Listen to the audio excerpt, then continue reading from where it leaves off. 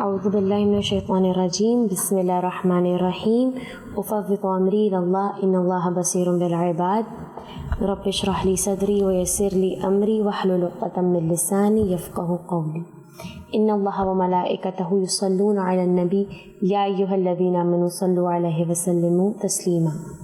ہم یہ دیکھتے ہیں کہ جس طرح کوئی بھی انسان جب کوئی کام انجام دیتا ہے، جب کوئی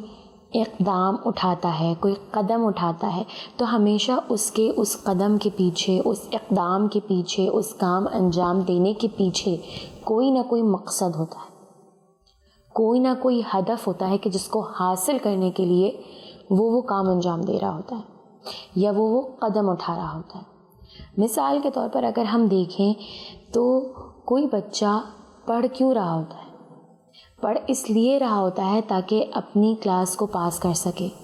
جو امتحان دینے والا ہے اس امتحان میں کامیاب ہو سکے یا ٹاپ کر سکے کلاس میں۔ تو اس بچے کے پڑھنے کے پیچھے جو ہدف اور جو مقصد ہے وہ ٹیسٹ میں پاس ہونا یا کلاس میں پاس ہونا یا زندگی میں کامیاب ہونا ہے۔ تو اس ہدف اور مقصد کے تحت وہ پڑھ رہا ہوتا ہے، محنت کر رہا ہوتا ہے۔ اسی طریقے سے کوئی ڈاکٹر یا سرجن جب کوئی آپریشن کر رہا ہوتا ہے تو اس کا مقصد اور ہدف یہ ہوتا ہے کہ جو پیشنٹ اس کے پاس آیا ہے، جو مریض اس کے پاس آیا ہے، اسے صحت یاب کر سکے، اس مریض کو جو پریشانی ہے، جو تکلیف ہے، اسے اس تکلیف سے نکال سکے، اسے اس تکلیف سے نجات دے سکے، اس کے لیے آسانی مہیا کر سکے۔ یہ ایک ڈاکٹر یا پھر ایک سرجن کا ہدف ہوتا ہے۔ تو جب ایک عام انسان اپنے روزمرہ کے کاموں میں ہدف اور مقصد کے تحت کام کرتا ہے اور اس کے ہر کام کے پیچھے کوئی نہ کوئی مقصد پوشیدہ ہوتا ہے، کوئی نہ کوئی ہدف ہوتا ہے کہ جسے حاصل کرنے کے لیے وہ اس کام کو انجام دے رہا ہوتا ہے، وہ اس قدم کو اٹھا رہا ہوتا ہے۔ تو جب ہم بات کرتے ہیں تاریخ کے سب سے بڑے سانحے کی، سب سے بڑے حادثے کی، یعنی حادثہ عاشورہ، واقعہ کربلا، تو ہمارے ذہنوں میں یہ سوال آتا ہے کہ جب امام حسین علیہ السلام نے اپنے وطن کو خیر باد کیا اور آپ عازم مکہ ہوئے اور مکہ میں حج کے موقع پر حج جیسی عظیم عبادت کو چھوڑ کر آپ نے اس حج کو عمرے میں تبدیل کیا اور اس کے بعد آپ مکے سے روانہ ہوئے، جبکہ تمام حاجی مکے کی جانب جا رہے تھے اور آپ کوفہ کی طرف گامزن ہوئے اور آدھے راستے میں، کوفہ کے راستے میں آپ نے کربلا کا رخ کیا اور آپ وارد کربلا ہوئے۔ تو ہمارے ذہن میں یہ سوال آتا ہے کہ آخر امام حسین علیہ السلام کا مقصد کیا تھا؟ کیوں آپ نے مدینے کو خیر باد کیا؟ کیوں آپ نے یہ تمام اقدامات اٹھائے؟ کیوں آپ اکیلے مدینے سے باہر نہیں نکلے بلکہ آپ کے ساتھ مقدرات عصمت بھی موجود تھیں، آپ کے ساتھ بنی ہاشم موجود تھے، آپ کے ساتھ اصحاب موجود تھے، انصار موجود تھے، آپ کے ساتھ آپ کی بہنیں موجود تھیں، آپ کے ساتھ چھوٹے چھوٹے بچے موجود تھے۔ آخر وہ مقصد کیا تھا کہ جس کی وجہ سے امام حسین علیہ السلام 28 رجب کو مدینے سے روانہ ہوئے؟ تو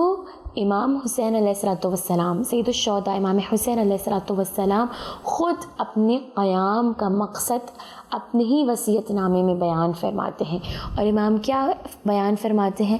وَإِنِّي لَمْ أَخْرُجْ بَشِرًا وَلَا بَطِرًا وَلَا مُفْسِدًا وَلَا ظَلَمًا وَإِنَّمَا خَرَجْتُ لِطَلَبِ الْإِصْلَاحِ فِي أُمَّتِي جَدِّي صلی اللہ علیہ وآلہ أُرِيدُ أَنْ آمُرَ بِالْمَعْرُوفِ وَأَنْهَى عَنِ الْمُنْكَرِ اسیر بصیرتی جدی صلی اللہ علیہ وآلہ و ابی علی بن ابی طالب علیہ السلام۔ امام کیا فرما رہے ہیں اپنے وصیت نامے میں؟ امام فرماتے ہیں کہ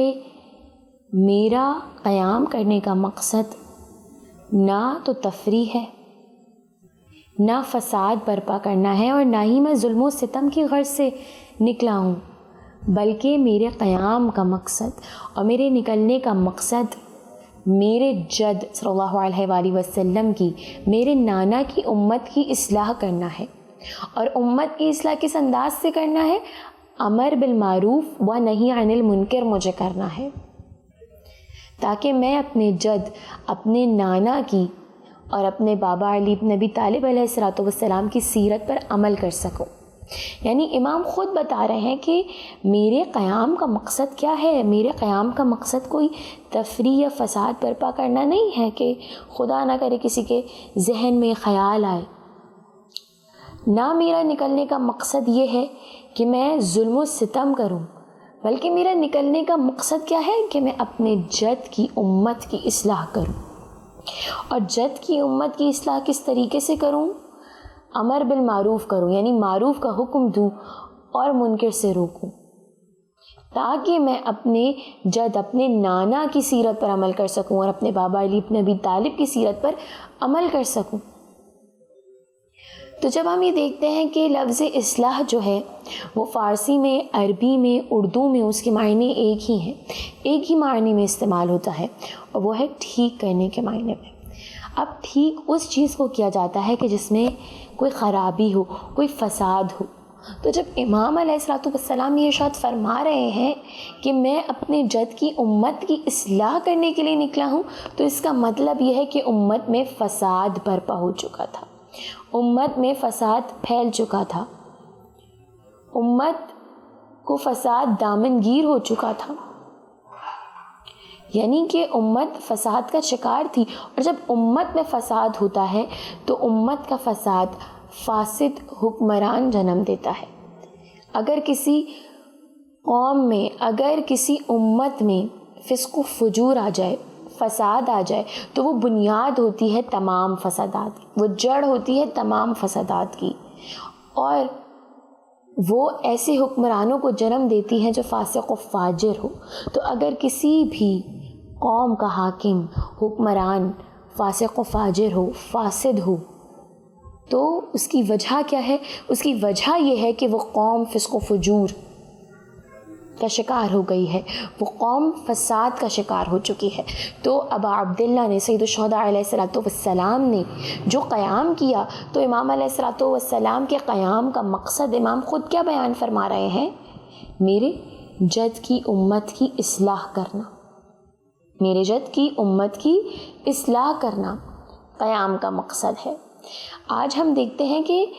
ہمارے پاس اصلاح کے کئی ذرائع موجود ہیں، میڈیا ہے جو اصلاح کر رہا ہے، تعلیمی ادارے ہیں جو اصلاح کر رہے ہیں، مختلف اور ہمارے پاس ذرائع موجود ہیں اصلاح کے، لیکن یہ تمام اصلاح کیوں نہیں کر پا رہے؟ کیونکہ اصل ذریعہ اصلاح کا جو قرآنی قانون ہے، جو سید الشہداء نے بھی اپنایا، اور جس ذریعے کو سید الشہداء نے اختیار کیا، وہ امر بالمعروف اور نہی عن المنکر ہے، کہ اسی سے اصلاح ہے امت کی۔ اور در حقیقت یہ جو سید الشہداء کا اقدام ہے، یہ جو سید الشہداء نے قدم اٹھایا ہے، یہ جو قیام کا مقصد ہے سید الشہداء کے، یہ بنیادی مقصد جو ہے، یہ در حقیقت سید الشہداء اپنے تمام خانوادے کو جو لے کر نکلے ہیں، وہ اسی مقصد کے تحت نکلے ہیں، اور سید الشہداء کے اس مقصد کو آگے بڑھایا آپ کی بہن شریکۃ الحسین زینب کبریٰ سلام اللہ علیہا نے۔ جناب زینب سلام اللہ علیہا نے اس ہدف کو، اس مقصد کو، امر بالمعروف کو اور نہی عن المنکر کو، اور اپنے بھائی کی شہادت کو کربلا میں محدود ہونے نہیں دیا،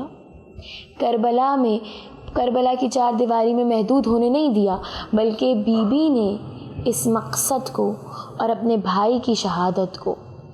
کربلا سے کوفہ، کوفہ سے شام، اور شام سے واپس مدینہ، تمام جگہ جہاں جہاں بی بی گئی ہیں وہاں اس مقصد کو لے کر گئی ہیں، اور اس حسینی مشن کو بی بی نے آگے بڑھایا ہے، اس حسین کے مقصد کو بی بی نے آگے بڑھایا ہے، اور تخت یزید کو الٹ دیا جناب زینب کبریٰ نے۔ تو یقیناً یہ وہ ہدف اور وہ مقصد سید الشہداء تھا کہ جس کو بی بی آگے لے کے بڑھی،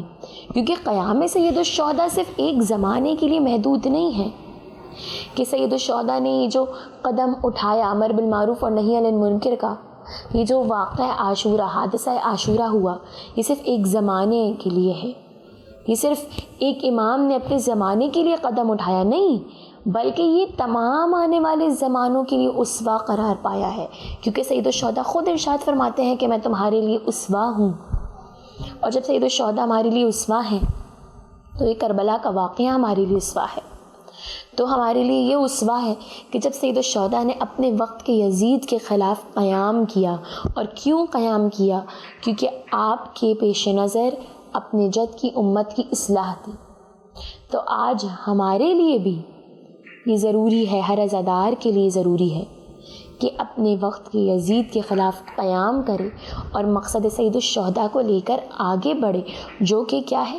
امر بالمعروف اور نہی عن المنکر. میرا بار بار اسے دہرانے کا مقصد یہی ہے کہ ہمارے ذہن نشین ہو جائے کہ سید الشہداء کا مقصد، جس مقصد کو لے کر سید الشہداء علیہ السلام مدینے سے اپنے خانوادے کو لے کر نکلے، وہ مقصد جو ہمارے پیش نظر ہونا چاہیے، جو ہمارے ذہنوں میں راسخ ہونا چاہیے، جو ہمارے ذہنوں میں ہمیشہ روشن ہونا چاہیے، وہ ہے امر بالمعروف اور نہی عن المنکر.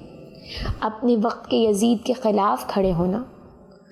ہر دور کے لوگوں پر لازم ہے کہ اپنے وقت کے یزید کے خلاف کھڑے ہوں، کیونکہ یہ جو قیام کربلا ہے، یہ جو واقعہ کربلا ہے، جو سید الشہداء کا بنیادی مقصد اور ہدف امر بالمعروف اور نہی عن المنکر ہے. تو یہ قیام در حقیقت کربلا کا قیام کربلا ایک قیام کا تسلسل ہے. اس قیام کا تسلسل ہے جو جناب ابراہیم نے اٹھایا، جو جناب ابراہیم نے کیا. اس قیام کا تسلسل یہ حادثہ کربلا یا قیام کربلا ہے، اور آنے والے ایک قیام کی بنیاد ہے، وہ جو آخری امام زمانہ عجل اللہ تعالیٰ فرجہ الشریف آ کر کریں گے. یہ اس قیام کی بنیاد ہے، یہ اس قیام کے لیے سرمشق ہے. یہ کربلا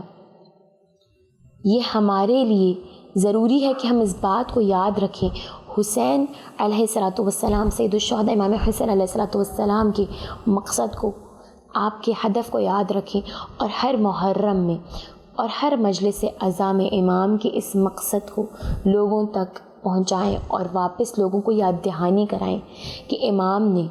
کیونکہ دیکھیے امام کے پیش نظر اگر کبھی کسی کے ذہن میں سوال آئے، یا کبھی لوگوں کے ذہن میں یہ خیال آتا ہے کہ امر بالمعروف وہاں پر کرنا جہاں پر انسان کو جان کا خطرہ ہو واجب نہیں ہے. تو جب ہم امام علیہ السلام کو دیکھتے ہیں تو ہم کیا دیکھتے ہیں کہ امام علیہ السلام کے پیش نظر کیا خطرات تھے؟ فقط دشنام کا خطرہ نہیں تھا، فقط گالی کا خطرہ نہیں تھا، فقط بھوک و پیاس کا خطرہ نہیں تھا، فقط اکیلے رہ جانے کا خطرہ نہیں تھا، بلکہ امام کے پیش نظر جان کا خطرہ تھا. امام کے پیش نظر فقط اپنی جان کا خطرہ نہیں تھا، بلکہ اپنے خانوادے کی جان کا خطرہ تھا، اپنے بہنوں کی پردے کا خطرہ تھا، مقدرات عصمت کی عصمت کا خطرہ تھا. ان تمام خطروں کے پیش نظر بھی امام علیہ السلام نے اپنے مقصد پر قائم رہے، ڈٹے رہے، اور اپنے مقصد جو آپ کا مقصد تھا اسے پورا کیا، اسے انجام دیا. ان تمام خطرات کے پیش نظر امام نے یہ مقصد ڈٹے رہے، کھڑے رہے. تو اس سے ہمیں یہ پتہ چلتا ہے کہ ہمیں بھی سید الشہداء کے مقصد کو لے کر آگے بڑھنا ہے، اور اس مقصد پر ڈٹے رہنا ہے، کھڑے رہنا ہے.